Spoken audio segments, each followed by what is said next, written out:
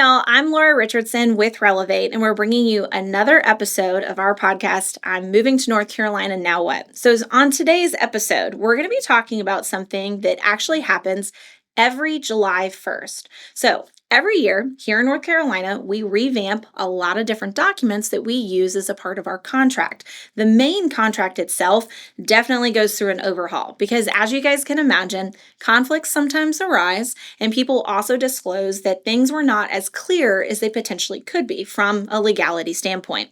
So, we have lots of amazing lawyers that go through these forms every year and update them. Well, this past year, we had some big changes. Our contract over the last few years has gotten longer and longer. And as you guessed it, longer, to the point of where it was actually 17 pages, which is pretty substantial in comparison to a lot of other metros across the United States.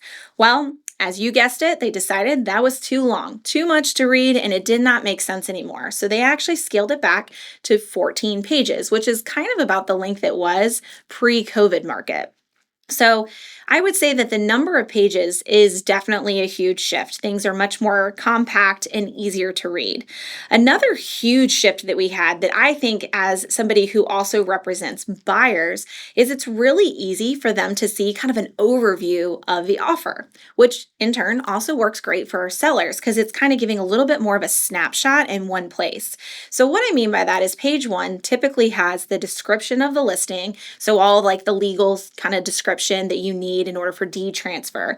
But one of the other big things that we talk about is purchase price, due diligence, earnest deposits, and then there are actually a few other terms that are really crucial to that bottom line or that net. So, due diligence window, closing date, is the seller having to give any concessions?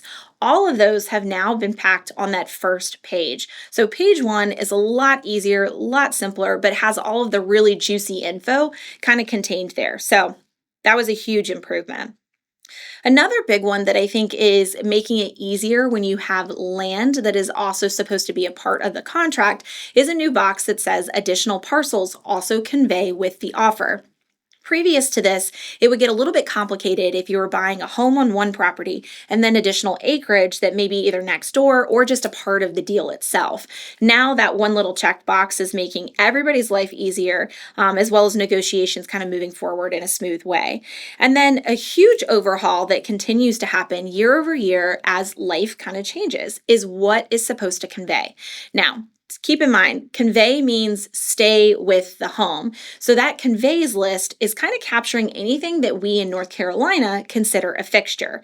If you have never purchased a home before, or you are brand new to North Carolina, that little bulleted list is something I would highly recommend taking note of because it's pretty substantial. So just kind of flip this and show this to you. This whole yellow section here, that is the section that I'm talking about, which is on page 3 of the contract. So some big ones that we've seen kind of pop up in that bulleted list over the years, and these haven't all necessarily been added to just this year's changes. The wording has gotten more specific. But a couple of them is like security systems. Security systems might be owned, they might be leased, and that's really important to know what pieces of the system actually convey. And this is both interior and exterior of the home. Another big one is play equipment. So if you guys ever are walking through a property and you're starting to see like a play set in the backyard, how it's attached to the ground is really important because many times sellers will want to take that with them and it doesn't convey. So take note of that. Another big one that we've seen a lot of fights over are light bulbs. People will literally unscrew the light bulbs and take them with them when they move. It is now in the contract that not only do the fixtures stay, but the bulbs themselves work.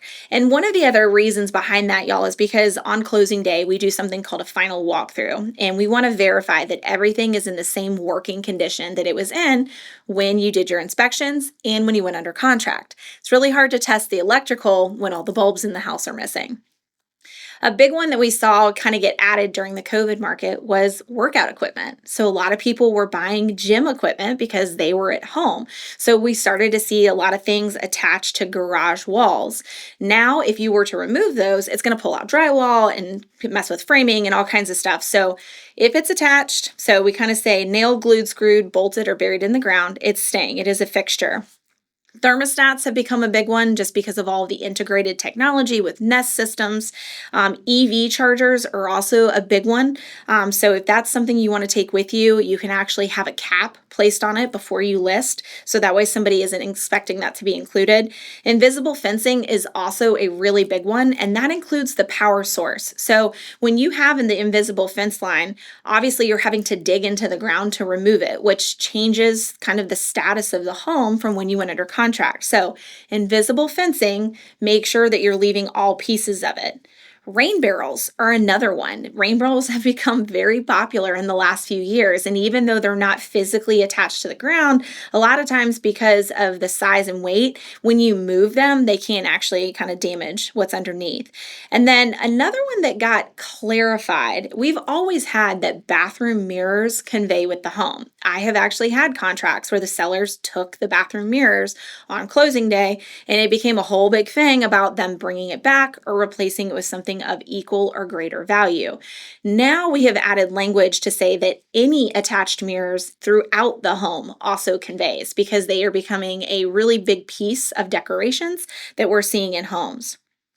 Another big change was the warning language. So anything that was previously written in these big red boxes that kind of said, hey, you need to know this to understand this properly, that language is now kind of integrated into the paragraphs versus being called out. Honestly, I think it was not just for clarity, it was also a space thing to try to make the contract a little bit more densely packed.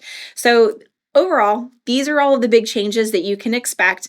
As always, you can ask your agent for a sample copy of the contract so you can kind of get familiar with it and start asking questions before you put out your first contract. It's really good to understand the language before you're heading to add in the finance side of things, because that's what you're going to be responsible for. So ask questions, look for information, and make sure you understand how to buy a home here in North Carolina. I'm Laura Richardson, and I'll see you next time.